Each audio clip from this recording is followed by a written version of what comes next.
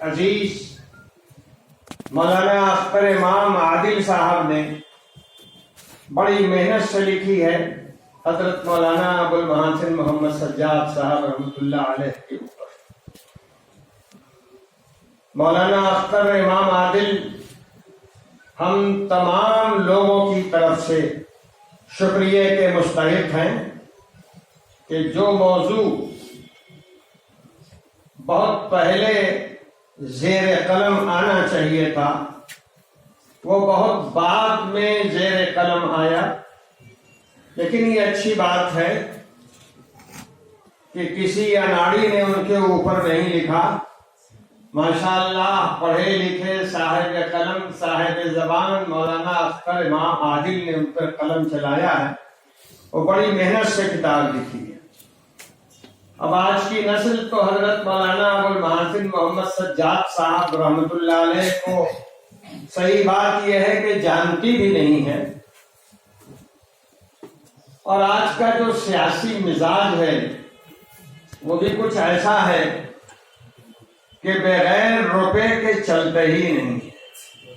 حرام خوری جو اتنی عام ہو گئی ہے ہمارے بھارت میں، اور ماشاءاللہ لیڈران کرام حرام خوری پہ جو چھکے پہ چھکا لگاتے رہتے ہیں، اور پھر اس کے بعد دوسروں کو انکم ٹیکس اور ای ڈی کے ذریعے پریشان بھی کرتے رہتے ہیں، اور رات رات کے اندر پھر اس حرام خوری کو جائز کرنے کے لیے کیسز ہٹا بھی لیے جاتے ہیں 1.5 دن کے اندر۔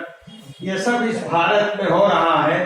ذرا پوچھئے ان لوگوں سے جو آزادی کی جنگ میں شریک تھے اور اب اس دنیا میں نہیں ہیں کہ ان کے دل پر کیا بیت رہی ہو۔ انہی میں سے ایک نام حضرت مولانا ابو المحاسن محمد سجاد صاحب کا ہے۔ میں ان کے بارے میں کچھ نہیں ابھی کہہ سکتا، لیکن ایک مثال میں دینا چاہتا ہوں۔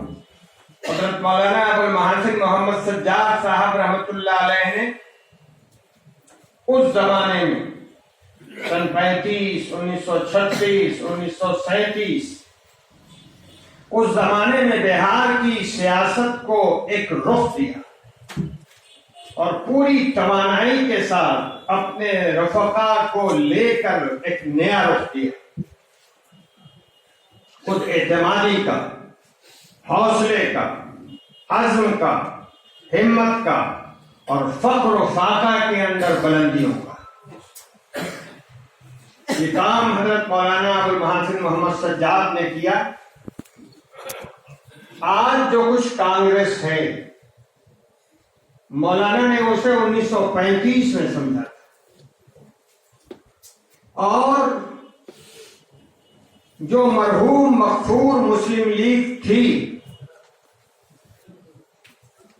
اور جس کا نعرہ یہ لگتا تھا اس زمانے میں 35-36 کے اندر کہ مسلم ہے تو مسلم لیگ میں آ، مولانا نے اس کو بھی پہچانا، ان دونوں کے درمیان اپنی راہ نکالی، نہ کانگریس نہ مسلم لیگ، سیدھا راستہ یہ ہے۔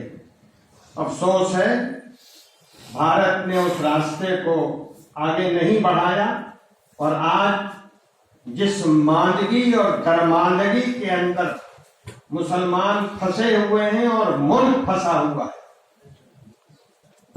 اس کی بڑی وجہ یہ ہے کہ لوگوں نے حضرت مولانا سجاد کی راہ کو نہیں اپنایا۔ مولانا سجاد کیا تھے؟ ایک مثال سن لیجیے۔ یہ بات 37 کی ہے، 1937 کی انتخابات ہوئے،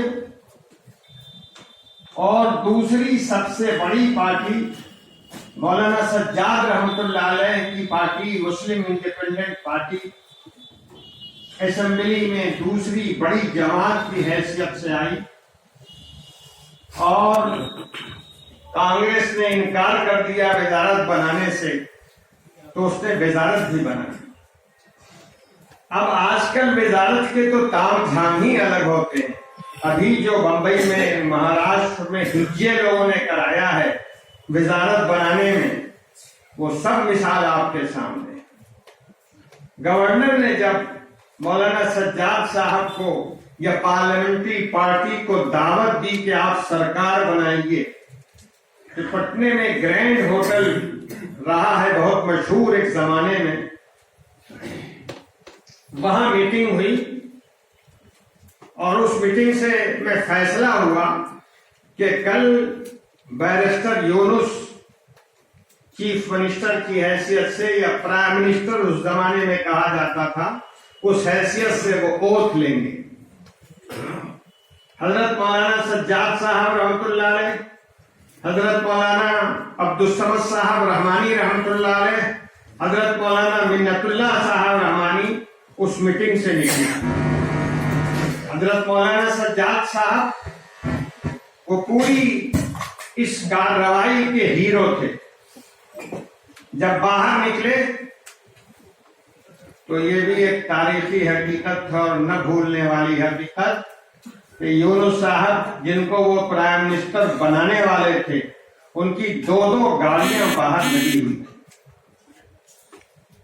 لیکن یہ 4 آدمی ان کے ہوٹل سے نکلے، پٹنہ اسٹیشن پہنچے، اور وہاں پر جو اب بھی رواج ہے، اس زمانے میں زیادہ رواج تھا، ایک سواری پھلواڑی، ایک سواری پھلواڑی کا نعرہ جو لگا کرتا تھا، اس نعرے کے ساتھ یہ حضرات ٹم ٹم پر بیٹھے اور پھلواڑی شریف پہنچے۔ ایک ایسا آدمی جو سرکار بنا رہا تھا، اس کی مالی حیثیت کیا تھی اس کا اندازہ لگا۔ بے نیازی کی زندگی، بڑے بڑے خواب کو پورا کرنے والا انسان کس طرح بھارت میں جیا ہے، آج کے حرام خوروں کے چہرے پر زبردست چپت۔ اللہ ان کے درجات کو بلند کرے اور ملک کے لوٹنے والوں کو ہدایت دے۔ والسلام علیکم۔